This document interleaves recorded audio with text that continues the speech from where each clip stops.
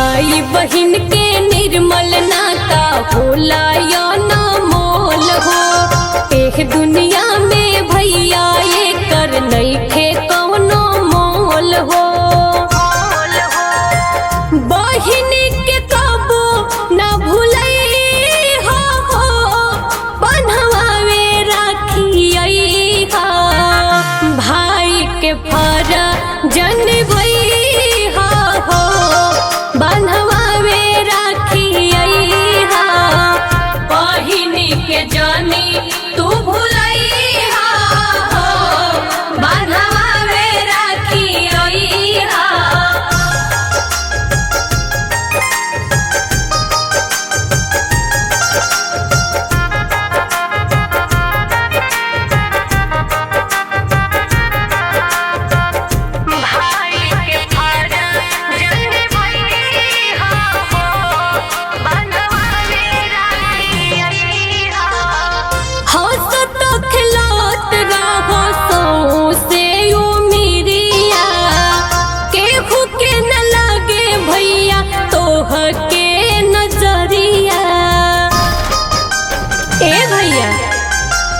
हंसत खिलत रहो सौंसे उमिरिया।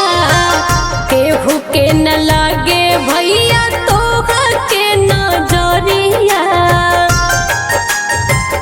हरदम प्यार बरसई हो बन्हवावे राखी हा। भाई के फर्ज निभई हो बन्हवावे राखी हा।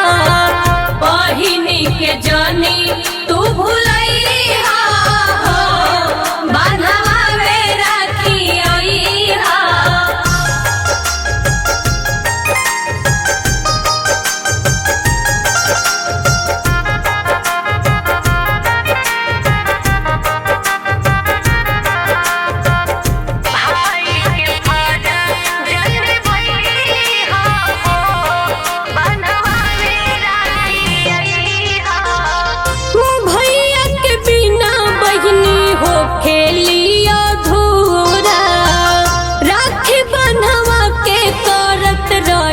हो तो पूरा भैया हो जन भूलई हो। भैया के बिना बहिनी हो खेली अधूरा। राखी बन्हवा के करत रही हो तो पूरा। आरती के जानी बिसरई हो बन्हवावे राखी हा। भाई के फर्ज जनबई हो बन्हवावे राखी हा। बहिन के जानी तू भूलई हो बन्हवावे राखी हा।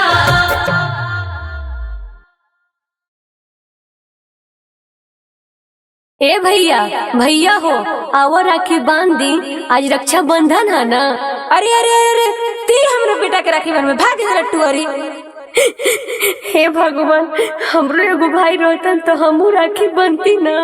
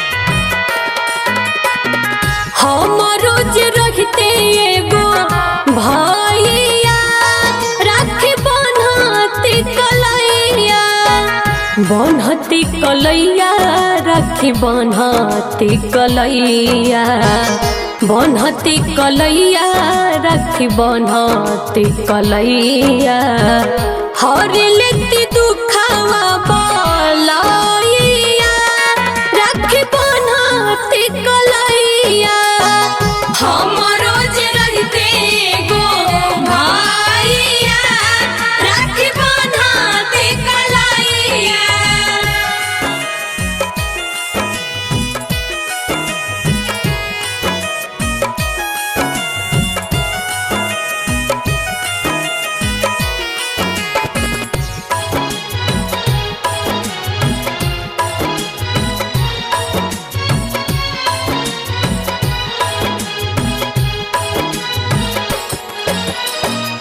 चंदन रोड़ी काचा धागा मंगवाईती हमहु राजा भैया के आरती देखाईती आरती देखाईती।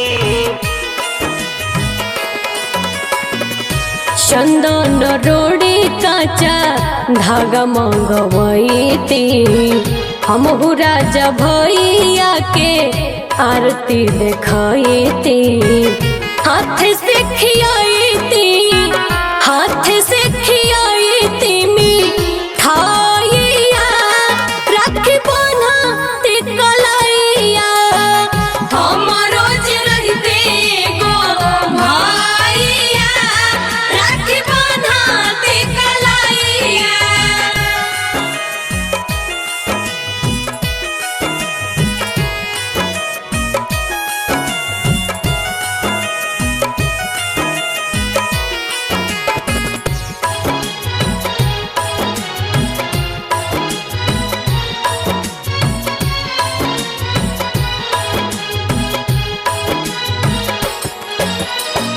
जब जब आवे रक्षा बंधन त्योहार हो अखिया से लोर बन के निकले धार हो।